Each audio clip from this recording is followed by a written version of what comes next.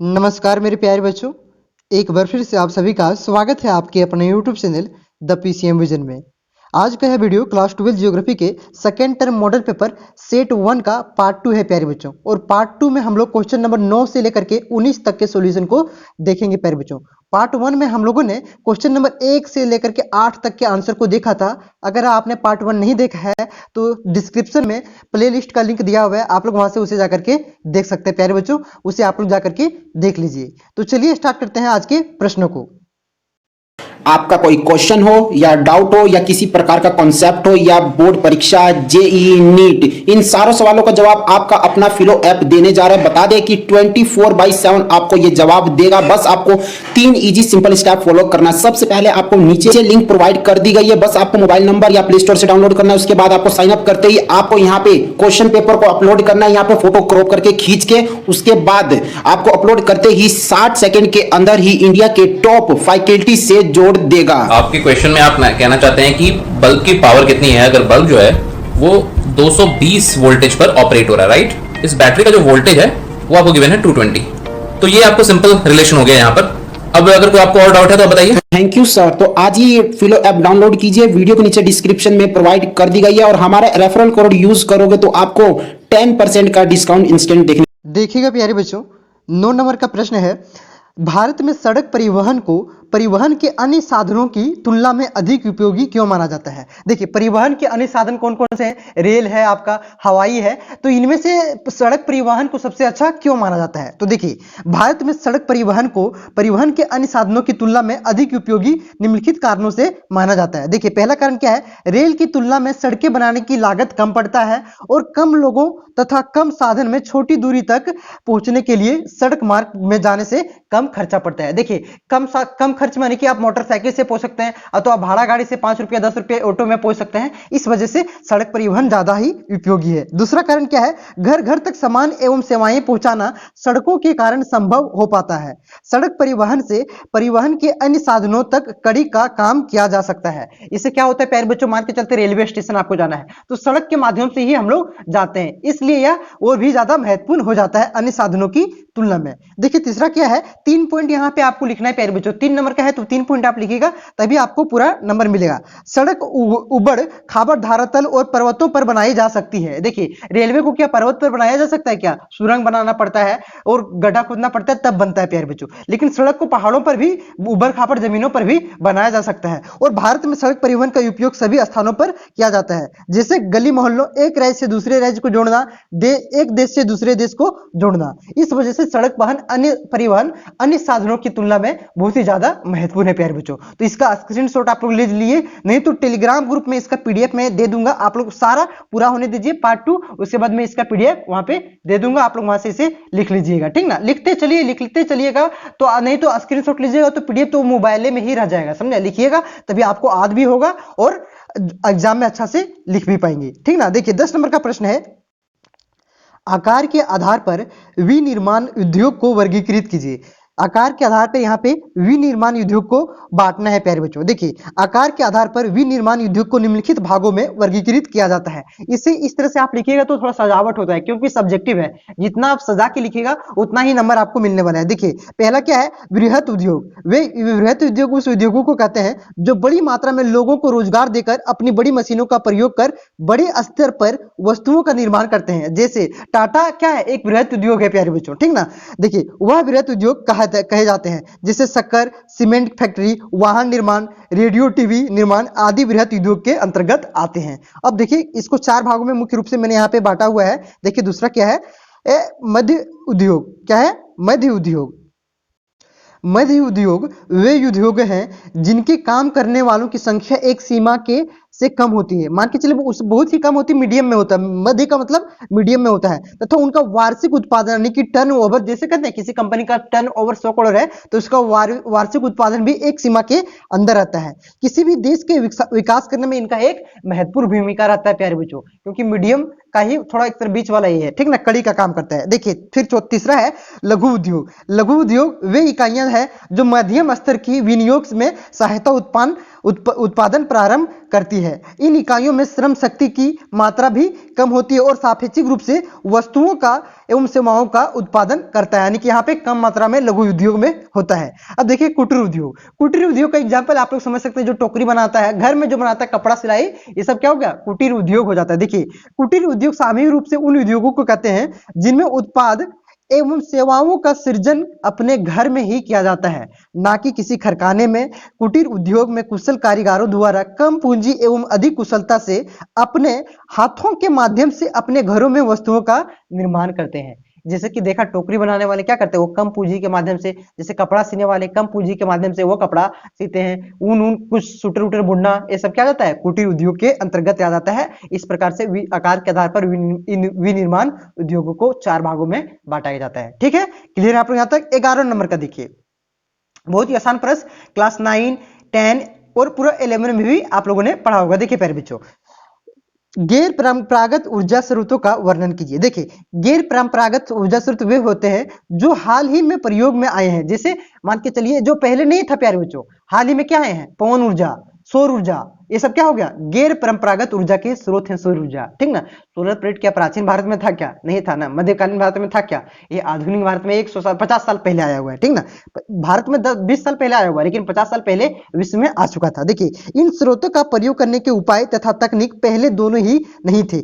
प्रारंभिक स्रोतों की तुलना में ये सस्ते साधन होते हैं। इसके उदाहरण सौर ऊर्जा है, वायु ऊर्जा, ज्वारीय ऊर्जा, भूतापीय ऊर्जा और बायोमास। ये हाँ आपका मतलब फिर से ये हाल ही में आया हुआ है, और ये गैर परंपरागत ऊर्जा मतलब परंपरागत तरीके से नहीं चला आ रहा था, हाल ही में आया हुआ है। ठीक ना, ये आपका गैर परंपरागत ऊर्जा का स्रोत का यहाँ पे वर्णन मैंने कर दिया। देखिए उसके बाद है वर्षा जल संरक्षण क्या है, इसके 4 उद्देश्य बताएं। यहाँ पे आपको पहले वर्षा जल संरक्षण क्या है इसके बारे में आपको लिखना है प्यारे बच्चों। उसके बाद इसका क्या उद्देश्य रहता है, क्यों हम लोग इसका संरक्षण करते हैं, उसके बारे में लिखना है। तो इसे आप अपने से भी आसानी से लिख सकते हैं। देखिए यहाँ पे मैंने क्या लिखा है, वर्षा जल संरक्षण क्या है, पहले देखिए डेस्क देखिए आप लोग इस तरह से लिख लीजिएगा।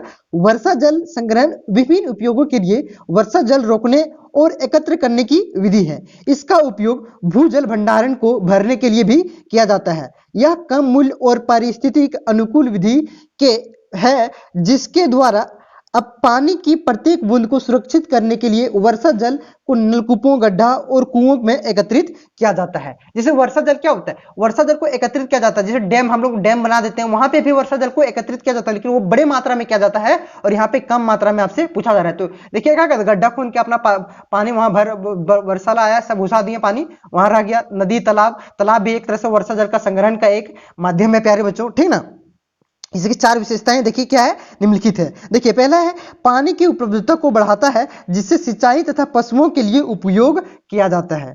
फिर दूसरा है प्यारे बच्चों, भूमिगत जल स्तर को नीचे होने से रोकता है। देखिए दिन ब दिन क्या हो रहा है, कुआं सूखते जा रहा है, उससे क्या हो रहा है, भूमिगत जल नीचे जा रहा है। और यह इसकी विशेषता क्या है, अगर वर्षा जल का हम लोग संग्रहण करते हैं प्यारे बच्चों, संरक्षण करते हैं, तो भूमिगत जल आपका नीचे नहीं जाएगा, कुआं नहीं सूखने वाला है। ठीक ना, देखिए पहले क्या होता था, 10 फीट खोदते थे पानी निकल जाता था, अब क्या होता है 40 फीट खोदना पड़ता है तब पानी निकलता है। क्या है, भूमिगत जल नीचे चला गया। देखिए मृदा अपरदन की और बाढ़ से रोकता है। जैसे पानी जहां तहां बह रहा है, संरक्षण नहीं कर रहे हैं, तो क्या कर रहा है, मिट्टी कट कट के बालू बनते हुए नदी में चला जा रहा है। तो ये क्या करता है, मृदा अपरदन को भी रोकता है अगर जल संरक्षण करते हैं। लोगों में सामूहिकता की भावना आता है। देखिए क्या होता है, अभी सब घरे में नहाता है, घरे में थिया करता है, ठीक ना, उस तरह से सामूहिकता की भावना आता है। तालाब बना लिए, तालाब में नहाने गया, उससे सभी लोग क्या, पानी पटाना, समझ रहे हो ना, पानी पटाना इसका मतलब हो गया सिंचाई करना, दूसरी भाषा में सिंचाई। जो अरे यार देते खेत में पानी, तो सिंचाई में इसकी एक सामूहिक भावना, सिंचाई करने से सामूहिक भावना आ जाता है लोगों में कि हाँ हम सब का है, एक सामूहिक रूप से ये तालाब है सभी का। ठीक ना, तो यही इसकी विशेषता थी। देखिए 4 लिखना आपको, मैं यहाँ पे 5 लिख दिया हूं। भूम जल को पंप करके निकालने में लगने वाली ऊर्जा की बचत होती है। देखिए क्या होती है, भूम जल मतलब जमीन के नीचे जो जल है, कुआं से टूल पंप लगा देते हैं, मोटर पंप, जेट पंप लगा देते हैं नल में। इससे क्या होती है, वर्षा जल का संरक्षण करेंगे तो ये मोटर वोटर नहीं लगाना पड़ेगा, और इससे ऊर्जा का बचत भी होता है। ये इसकी विशेषता होगी। क्लियर है आप लोग यहाँ तक। नेक्स्ट है, भारत में कृषि की प्रमुख समस्याओं का वर्णन कीजिए। भारत में कृषि की प्रमुख समस्या क्या है, देखिए यहाँ पे ये आंसर था, यहाँ पे गलत थोड़ा हाईलाइट हो गया, ठीक ना। तो यहाँ पे कृषि की क्या क्या समस्या है भारत में उसको वर्णन करना है प्यारे बच्चों। तो मैं यहाँ पे 10 पॉइंट लिख देता हूँ, इसके बारे में आप हल्का हल्का लिख लीजिएगा। तो अगर 5 पॉइंट आप यहाँ से लिख लेते हैं और हल्का हल्का लिख देते हैं इसके बारे में, तो आसानी से लिख सकते हैं। क्या क्या समस्या है मैं बताते चलता हूँ, आप लोग लिखते चलिए या तो आप सिर्फ सुनते चलिए, ठीक ना। देखिए पहला क्या, ग्रामीण शहरी विभाजन। क्या हो रहा है, ग्रामीण और शहरी में देखिए क्या हो रहा है, धीरे धीरे जो ग्रामीण इलाका वो भी शहरी में बदल रहा है और इसमें विभाजन हो रहा है। इस वजह से यह कृषि की प्रमुख समस्या है प्यारे बच्चों। देखिए कृषि में निवेश का अभाव। देखिए क्या करते हैं आजकल के युवा, देखिए हम लोग क्या कर रहे हैं, पढ़ लिख के नौकरी ले रहे हैं, कंपनी में निवेश कर रहे हैं, पूंजी लगा रहे हैं। कृषि में पूंजी कोई नहीं लगाना चाहता है। जो एक हर समझ रहे हो ना, बरत था, जो बेल रहता है प्यारे बच्चों, वो बेल को भी बेच दिया जा रहा है। तो उस पर निवेश कर रहे हैं क्या, निवेश नहीं कर रहे हैं। कोई पूंजी लगाना चाहता ही नहीं, मोटर वोटर कुछ खरीदना चाहता है, कृषि करना नहीं चाहता है। यह प्रमुख समस्या है, कृषि में निवेश का अभाव। प्रभावी नीतियों का अभाव, कोई नीति नहीं बनाता है कि कृषि के लिए हमें ये करना है वो करना है, ये इसकी मुख्य अभाव या समस्या है प्यारे बच्चों। देखिए उसके बाद प्राकृतिक संसाधनों का सही उपयोग का अभाव। पानी का सही उपयोग अभी नहीं किया जा रहा है। प्राकृतिक संसाधन क्या हो गए, पानी, मिट्टी, ये सब क्या हो गया आपका प्राकृतिक, जो प्राकृतिक से हमें प्राप्त होता है वे प्राकृतिक संसाधन हो गए। इसका सही से उपयोग नहीं किया जा रहा है, पानी को जहां तहां बहाया जा रहा है, ठीक ना। तो इस प्रकार से भी लिख सकते हैं आप, ये चौथा समस्या होगी। उसके बाद है विमुद्रीकरण का अभाव, ये आपका पांचवा समस्या हो गया। कीमतों पर अत्यधिक हस्तक्षेप, अभी दिन ब दिन बीजों का दाम बढ़ रहा है, बीजों का जो कृषि मशीनरी है उसका दाम बढ़ रहा है, इस वजह से इसका भी हस्तक्षेप देखा जा रहा है। उसके बाद सिंचाई सुविधाएं का अभाव मिल रहा है, नदी तालाब सूख रहे हैं, जहां तालाब था वहां पे मिट्टी भर के क्या बना दिया जा रहा है, घर बना दिया जा रहा है। ये प्रमुख समस्या हो रही है।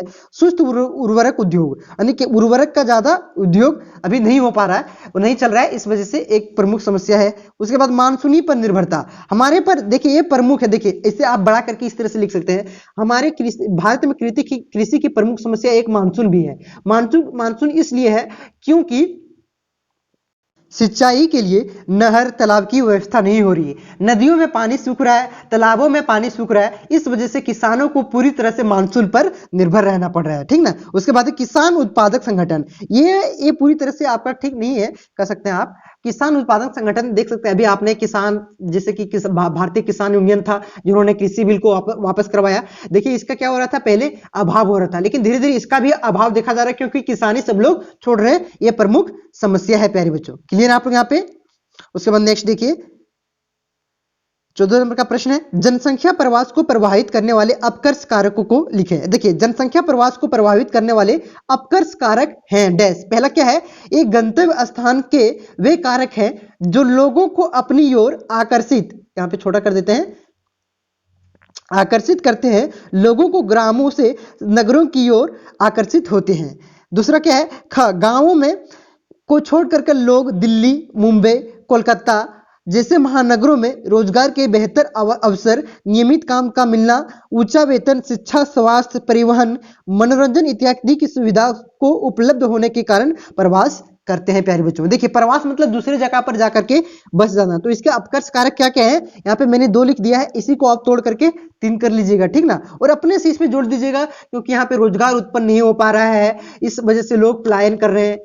समझ रहे हो बात को, मैं समझा दे रहा हूं, यहाँ पे मैंने लिख दिया है, और अपने से जोड़ना चाहे तो आप जोड़ सकते हैं। देखिए 15 नंबर का आपका प्रश्न क्या है, लॉन्ग टर्म का प्रश्न है, 5 नंबर का प्रश्न है प्यारे बच्चों। 5 प्रश्नों में 3 प्रश्नों का उत्तर आपको देना है। देखिए भारत में जनसंख्या वितरण घनत्व को प्रभावित करने वाले किन्हीं 5 कारकों की व्याख्या कीजिए। देखिए 5 कारक मैंने यहाँ पे लिख दिया। देखिए पहला कारक है धारातल। धारातल कैसे है, समतल मैदानी भागों में जनसंख्या घनत्व अधिक पाया जाता है, जहां उपजाऊ भूमि होने से खाद्यान्न की पूर्ति होती है तथा परिवहन के साधनों का विकास होता है।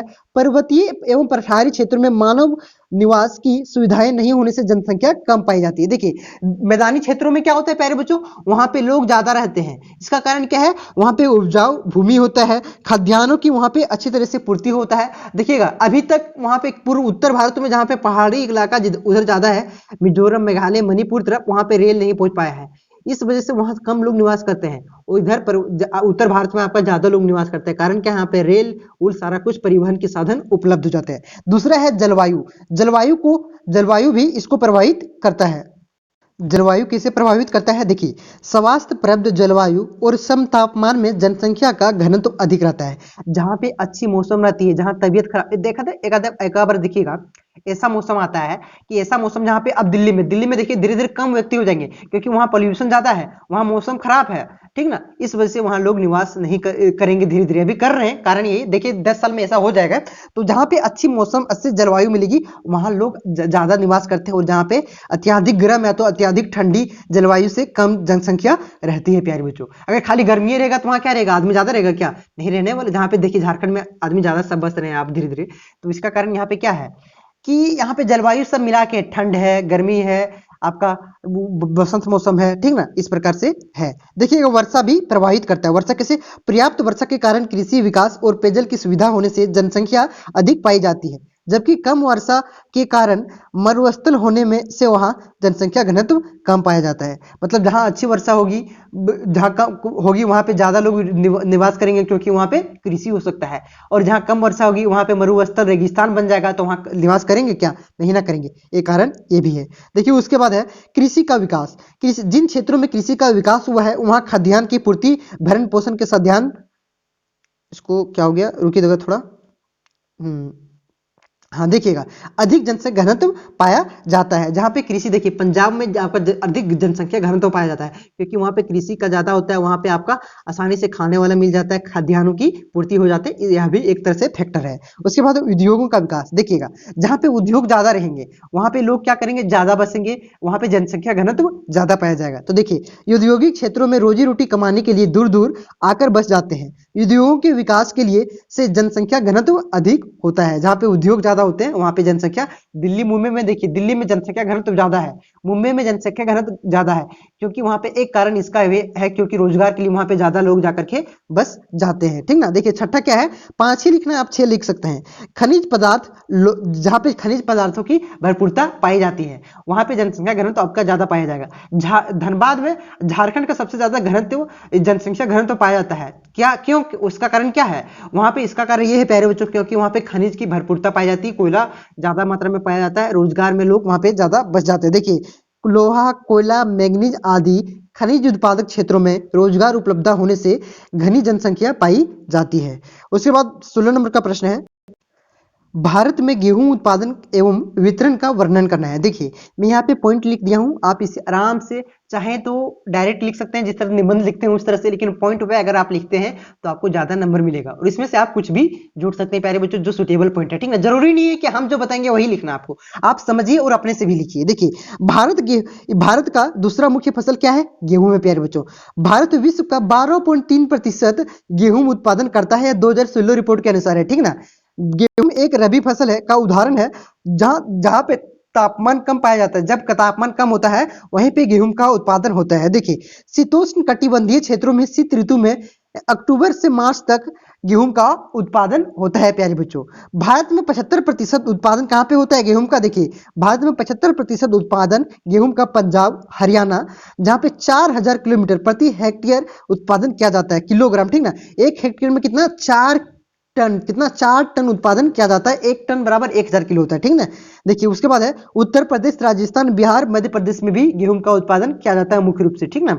उसके बाद है देश में कुल बोए क्षेत्र में लगभग 14% भाग पर गेहूं का कृषि की जाती है, यानी कि जितना क्षेत्र में कृषि किया जाता है प्यारे बच्चों, 100 डिसमिल में अगर हम लोग कृषि करेंगे 100 किलोमीटर में, तो 14 किलोमीटर में गेहूं का उत्पादन होता है, ठीक ना। ये यहाँ पे लिखा हुआ है। देखिए 17 नंबर का है, मृदा प्रदूषण से आप क्या समझते हैं? मृदा प्रदूषण के प्रमुख कारणों को लिखें। ये आपका VVI है, ये आपका बोर्ड में आने वाला है, ठीक ना, तो इसे अच्छा से आप लोग नोट कर लीजिए।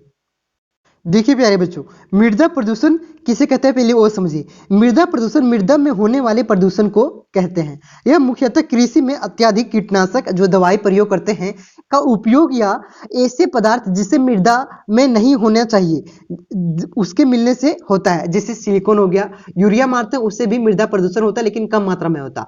आर्सेनिक हो गया, ये मृदा प्रदूषण सबसे ज्यादा करता है। एसिड रेन मतलब अम्लीय वर्षा, अम्लीय वर्षा से भी मृदा प्रदूषण होता है प्यारे बच्चों। इस वजह से क्या करते हैं हम लोग चूना मारते हैं ताकि उसे निट्रोल किया जा सकता है। वही यहाँ पे लिखा गया है जिससे मृदा की उपज क्षमता में भी बहुत प्रभाव पड़ता है। इसके साथ ही उससे जल प्रदूषण भी होता है। जाहिर है मृदा प्रदूषण होगा तो जल प्रदूषण होगा ही होगा।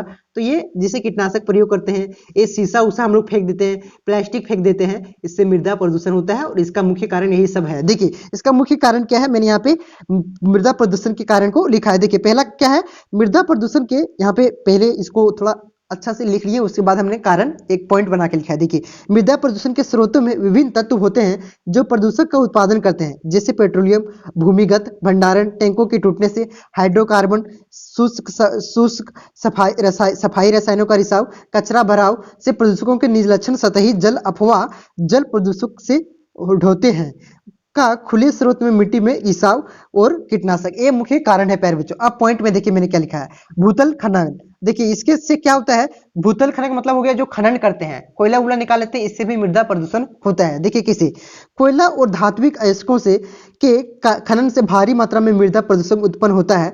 उद्योगों में जो अयस्क को खोदते हैं उन पर परिक्रिया करते हुए तेल और गैसों का ड्रिल करते हैं या कोयले को जलाते हैं, बड़ी मात्रा में नमक युक्त कचरे उत्पादन करते हैं। खनन में सोडियम, कैल्शियम सल्फेट, क्लोराइड और कार्बोनेट आदि अपशिष्ट उत्पन्न होते हैं जो मिट्टी के प्रदूषण का कारण बन जाते हैं। मतलब जिससे हम लोग खनिज उनिज निकालते हैं, खनन करते हैं, वहां पे जितना भी गैस वूस ड्रिल करते हैं उससे जो कचरा निकलता है उस वजह से भी मृदा प्रदूषण होता है। देखिए वनों की कटाई से तात्पर्य पेड़ों के गिरने और कटाई और वन क्षेत्रों में दूसरे भूमि उपयोगों से रूपांतरित होने से है। वनों की कटाई की प्रतिक्रिया से मिट्टी की स्थिरता, मिट्टी की गुणवत्ता और कई अवांछनीय पर्यावरण पे प्रभाव पड़ता है। यह मिट्टी की अस्थिरता भी बढ़ाता है, क्षरण बढ़ाता है और जैव विविधता में कमी लाता है। वनों की कटाई की प्रतिक्रिया से मिट्टी में जल की धारणा में कमी की क्षमता घट जाती है, मिट्टी के कण ढीले पड़ जाते हैं और मिट्टी के हटने की क्षमता बढ़ जाती है। प्यारे बच्चों यही आपका दूसरा कारण था, वन की कटाई की वजह से आपका मृदा संतुलित नहीं रहता, इस वजह से मृदा प्रदूषण भी होता है। देखिए उसके बाद तीसरा है लवणता। लवणता मतलब यहाँ पे जो आप लोगों ने पहले बताया कि एसिड रेन हो जाता है, उसी से इसका मतलब है। देखिए मिट्टी में अम्ल स्वाभाविक रूप से पाए जाते हैं, लेकिन यह एसिड बढ़ाने वाले उर्वरकों के उपयोग में से बढ़ जाता है। बढ़ी हुई मिट्टी से लवणता संरचना, सूक्ष्मजीवी विविधता और पौधों की उपयोगी मिट्टी का नकारात्मक प्रभाव डालता है। मिट्टी की लवणता को संतृप्त मिट्टी की विद्युत चालकता में मापा जाता है। नमक प्रभावित मिट्टी न केवल पर्यावरण प्रदूषण को बढ़ाती है बल्कि मिट्टी की गुणवत्ता और उत्पादकता को भी कम करता है। देखिए लवणता किस प्रकार से कमी करता है मैंने यहाँ पे बता दिया। उसके बाद देखिए क्या है कीटनाशक। कीटनाशक कैसे करता है, आजकल कृषि उत्पादक बढ़ाने के लिए आमतौर पर सिंथेटिक कीटनाशकों का, सिंथेटिक जो मनुष्य द्वारा बनाया गया है, ठीक है, उसी को सिंथेटिक कहा जाता है। कीटनाशक जिस दवाई का प्रयोग करते हैं, प्रयोग व्यापक रूप में प्रयोग किया जाता है। यद्यपि उत्पादक बढ़ती है लेकिन मिट्टी की गुणवत्ता और संरचना बढ़ जाती है। कितना प्रकार के दवाई मारते हैं प्यारे बच्चों, इससे मिट्टी प्रभावित होती है और उसकी गुणवत्ता प्रदूषण होता है और उसकी गुणवत्ता घट जाती है। पांचवा पॉइंट है घरेलू तथा औद्योगिक अपशिष्ट। देखिए घरेलू तथा औद्योगिक संस्थानों से निकलने वाले अपशिष्ट पदार्थ जैसे शीशा, तांबा, पारा, प्लास्टिक, कागज आदि मृदा का में मिलकर इसे दूषित करता है, पहले भी बता चुका हूं। अब छठा कारण क्या है, आप लिख सकते हैं, 5 ही आपको लिखना है एग्जाम में, ठीक ना। तो छठा मैंने बता दिया, जो आपको याद रहता है वो लिख दीजिए, मरुस्थलीकरण। देखिए मरुस्थलों की रेत हवा में उड़ जाती है और दूर तक उर्वरक भूमि बिछ जाता है। इस प्रकार बलुई धूल से फैलाव से मरुस्थलों का विस्तार होता है। इस प्रकार धूल उर्वरक भूमि का विनाश कर उसकी उत्पादकता घटाती है। प्यारे बच्चों धूल से भी मृदा प्रदूषण होता है। देखिए 18 नंबर का प्रश्न, 18 नंबर का आपका प्रश्न है प्यारे बच्चों, उद्योगों की अव्यवस्थिति को प्रभावित करने वाले कारकों की व्याख्या करना है। देखिए उद्योगों को अव्यवस्थित से कौन से कारक हैं जो प्रभावित करते हैं प्यारे बच्चों। पहला कारक क्या है, कच्चा माल। कच्चा माल किस प्रकार से प्रभावित करता है, आप लोग यहाँ पे देखिए। सामान्यतः उद्योग वही स्थापित होते हैं जहां कच्चा माल की उपलब्धता होती है। देखिए झारखंड में कंपनी कैसे स्थापित हुआ, क्योंकि यहाँ पे लोहा पाया जाता है, कोयला पाया जाता है, कच्चा माल, इसी को कहते हैं कच्चा माल, वो पाया जाता है। इस वजह से यहाँ पे टाटा उटा सब आके बीसीसीएल सब बस गया, ठीक ना। देखिए जिन उद्योगों में निर्मित वस्तुओं का भार कच्चे माल के समीप लगाए जाते हैं। देखिए उसके बाद है शक्ति। शक्ति भी किस प्रकार से प्रभावित करता है, आप लोग यहाँ पे देखिए। किसी भी उद्योग में स्थापना से पहले उसकी शक्ति की आपूर्ति सुनिश्चित कर ली जाती है, इस वजह से यह प्रभावित करता है।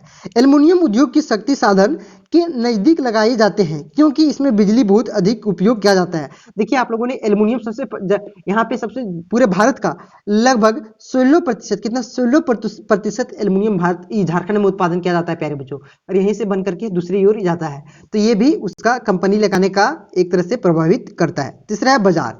उपयुक्त का सारा विकास निर्मित माल की खपत के बाजार पर निर्भर करता है। बाजार की निकटता से उपभोक्ता की औद्योगिक उत्पादक में सस्ते दाम पर मिल जाते हैं और ये भी प्रभावित करता है प्यारे बच्चे। देखिए चौथा है परिवहन। कच्चे माल की उद्योग में केंद्र तक लाने के लिए निर्मित माल की बाजार तक ले जाने के लिए सस्ते तथा कुशल यातायात की प्रचुर मात्रा में होना आवश्यक है। परिवहन अगर अच्छा से नहीं रहेगा, मान के चलते यहाँ पे रोड अगर खराब रहेगा तो यहाँ पे कौन कंपनी आएगा? कंपनी आएगा क्या? उसका माले पहुंचना में 4 घंटा लग जाएगा, जो माल आएगा वो बहुत लेट हो जाएगा, इस ज्यादा खर्च पड़ेगा। तो एक खर्च को भी देखा जाता है, परिवहन को भी देखा जाता है और कंपनी को, उद्योग को वहां पे स्थापित किया जाता है। उसके बाद है श्रम। देखिए श्रम का मतलब होगा मजदूरी। मजदूरी जहाँ सस्ता मिलता है ना, वहीं पे कंपनी ज्यादा लगाते हैं। देखिए सस्ते एवं कुशल श्रम की प्रचुर मात्रा में उपलब्धता औद्योगिक विकास का मुख्य कारण है। कुछ उद्योग तो श्रम प्रधान ही होते हैं। देखिए सस्ते और कुशल, ठीक ना, इन्हें विशेष दक्षता वाले श्रमिकों की आवश्यकता होती है। ऐसे फिरोजाबाद का चूड़ी उद्योग श्रम प्रधान उद्योग है। चूड़ी उद्योग बेंगल इंडस्ट्री फैजाबाद आप लोगों ने पढ़ा होगा प्यारे बच्चों इंग्लिश में, ठीक ना, तो यहाँ पे इसका मतलब है। देखिए उसके बाद है ऐतिहासिक कारक। देखिए ऐतिहासिक कारक कैसे प्रभावित करता है? मान के चलिए पहले क्या होता था, सूरत में अंग्रेजों ने फैक्ट्री लगाया, मुंबई में फैक्ट्री लगाया, तो ये भी प्रभावित करता है। देखिए मुंबई, कोलकाता, चेन्नई जैसे केंद्रों पर औपनिवेशिक काल में ही विकास हो गया था। मुर्शिदाबाद, भदोही, सूरत, बड़ोदरा में भी विकास हुआ था प्यारे बच्चों। प्राचीन समय से ही औद्योगिक केंद्र के रूप में यह उभर कर आए थे, तो यहाँ पे विकास हो गया। ये भी आपका मतलब ऐतिहासिक कारक भी यहाँ पे प्रभावित करता है, कंपनी लगाने वाला, ठीक ना, अब स्थिति को प्रभावित करता है। तो ये 18 नंबर का प्रश्न हो गया प्यारे बच्चों। चलिए 19 नंबर का प्रश्न को मैं दिखाता हूँ आपको यहाँ पे क्वेश्चन में ही। दिए गए मानचित्र के आधार पर 801 से अधिक व्यक्ति प्रति वर्ग किलोमीटर जनसंख्या घनत्व वाले राज्यों का नाम लिखें। देखिए यहाँ पे आपका मानचित्र में दिया हुआ है, ठीक ना, कौन कौन से आपको सिर्फ पहचानना है कौन कौन सा राज्य है। देखिए 801 से अधिक, देखिए 801 से अधिक, तो यहाँ पे 801 जिस तरह से यहाँ पे कलर दिया हुआ है, देखिए यहाँ पे आपका वहाँ फ्रेश रहेगा, ठीक ना। देखिए यहाँ पे ये जो यहाँ पे इस तरह से है, इस तरह से यहाँ कौन कौन से राज्य में है। देखिए यहाँ पे इस तरह से कौन कौन से राज्य में है, केरल में, केरल में आपका है। देखिए केरल यहाँ पे 1 नंबर में आपका केरल हो जाएगा, जहाँ पे 801 से अधिक जनसंख्या घनत्व है प्यारे बच्चों, ठीक ना। उसके बाद यहाँ पे आप लोग देख सकते हैं यूपी है, 2 नंबर में यूपी हो गया। यहाँ पे हरियाणा हो गया 3 नंबर में। यहाँ पे फिर हो गया पंजाब हो गया 4 नंबर में, ठीक ना। यहाँ पश्चिम बंगाल हो गया, ठीक ना, ये 5 हो गया। तो इसी का नाम लिख देना, 1 नंबर में लिख देना, यहाँ पे 1 नंबर में इस तरह से, फिर 1 नंबर यहाँ दे देना, इस तरह से लिख देना। 1 नंबर में क्या है, ये पंजाब है। 2 नंबर में यहाँ क्या लिख देना, ये कौन सा राज्य है, उसका नाम लिख देना, हरियाणा है। ये क्या है, उत्तर प्रदेश है। 3 नंबर में उत्तर प्रदेश। 4 नंबर में क्या है, बिहार है, ठीक ना। यहाँ 5 नंबर में क्या है, आपका है पश्चिम बंगाल। तो ये इसी तरह से आपको लिख देना प्यारे बच्चों। यहाँ पे देखिए 801 से इस तरह से पहचान सकते हैं आप, 801 से अधिक वाला है यहाँ पे। तो यहाँ पे जिस तरह से कलर दिया हुआ है, तो यहाँ पे आपको ढूंढना है और उसको पहचान के वो कौन सा राज्य है आपको लिखना है। तो उम्मीद करते हैं प्यारे बच्चों सेट 2 आपका बहुत ही जल्द आएगा, ठीक ना। सेट 2 अभी कुछ देर बाद अपलोड हो जाएगा। तो अगर आपने हमारे चैनल को सब्सक्राइब नहीं किया है तो चैनल को सब्सक्राइब कर लीजिए। वीडियो अच्छा लगे तो वीडियो को लाइक करके दोस्तों में शेयर करने का प्रयास कीजिएगा, ताकि सभी को इसके बारे में पता चल सके। साथ ही साथ प्यारे बच्चों इसका PDF तो मैं दे ही दूंगा, और मैं हिस्ट्री का, अभी हिस्ट्री का सेट 1 कंप्लीट है, इकोनॉमिक्स का सेट 1 कंप्लीट है प्यारे बच्चों, ठीक ना। तो अभी इकोनॉमिक्स का सेट 2 अपलोड हो जाएगा आज, और हिस्ट्री का भी सेट 2 अभी आज, मतलब 3 वीडियो अपलोड होने वाला है। हिस्ट्री का सेट 2, इकोनॉमिक्स का सेट 2, और अभी ज्योग्राफी का सेट 2 का पार्ट 1 अपलोड करेंगे, क्योंकि इसमें लंबा हो जाता है, समझने वाला बातें होती है, ठीक ना। तो मिलते हैं नेक्स्ट वीडियो में, तब तक के लिए धन्यवाद। प्ले लिस्ट आप लोग चेक करते रहिएगा, ठीक ना।